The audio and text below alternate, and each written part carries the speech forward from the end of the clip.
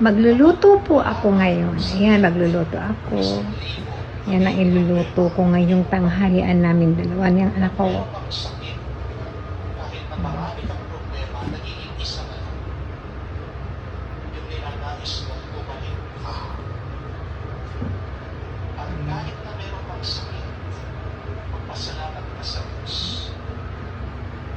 Breadcrumbs, tapos cornstarch.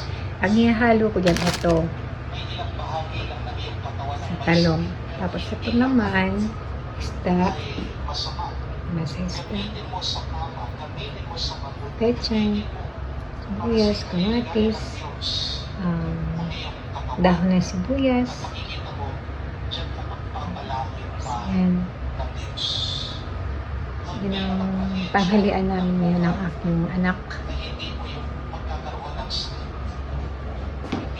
Kasi gusto ko yung nagluluto. Lahat ng ano na nakikita ko ba at nakikita ko sa kung paano lutuin ang ganito, ang ganyan, pinag-aaralan ko siya. Gusto ko nagluluto ako lagi. Yan, tapos ito na.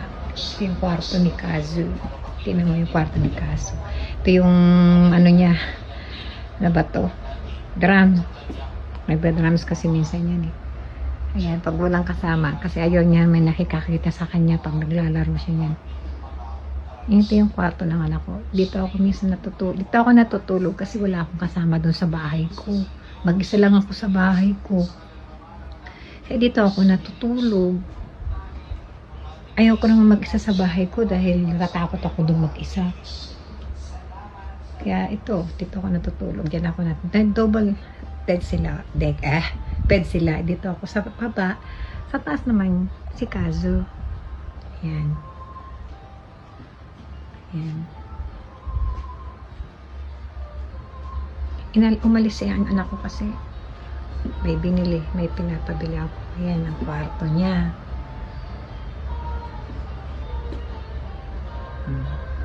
Nilinis ako lagi.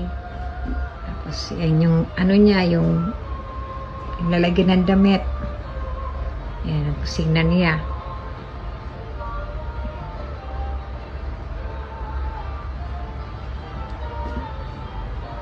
Yan.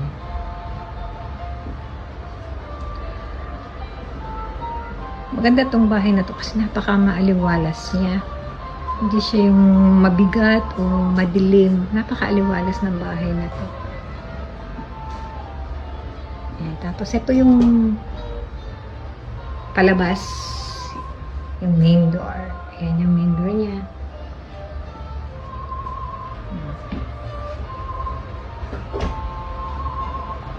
So guys, mag-uumpisa na ako magluto. Maghihintay ko yung anak ko. Wala pa kasi anak ko eh. Ayan, habang nagluluto ako, may TV dito sa kusina. Yan, may TV dito sa kusina habang nagluluto ka. Nunod ka ng TV. Diba? Yan. Ito na.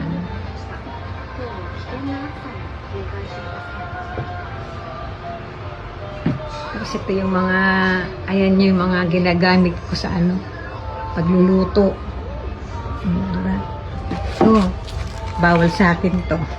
Hindi ako pwede kumain yan. Bumibili ako sa mga Philippine food, Philippine na ano, store. Ayan, bumibili ako ng gata. Kasi ano, pero ang mahal niyan. Tapos ayan, soy sauce.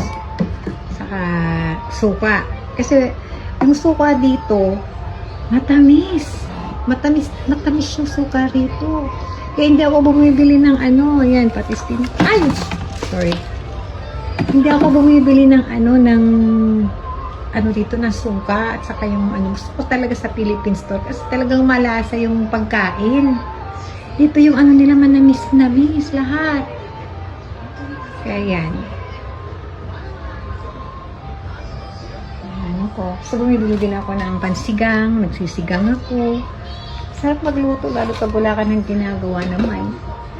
Basta magluluto ako ng hamburger. Lahat, pinag-aaralan ko lahat ng luto. nagluluto ako palagi dahil kay Kazu. Siyempre, ayoko namang nag-aaral siya tapos nagtatrabaho. Ayoko yung pag-uwi niya wala siyang kakainin. Kailangan talaga, may kainin talaga siya. Tapos, ako lahat na nag-aasikaso sa kanya, naglalaban ng damit niya, nagpaplansya. Yun. Bilang isang ina, talagang ganun ang gagawin natin para sa anak natin. Lalo't ang mga anak natin busy sa pag-aaral at trabaho. Hindi ko pwedeng pabayaan, hindi asikasuhin ang anak ko. Namimiss ko na nga yung anak ko isa eh.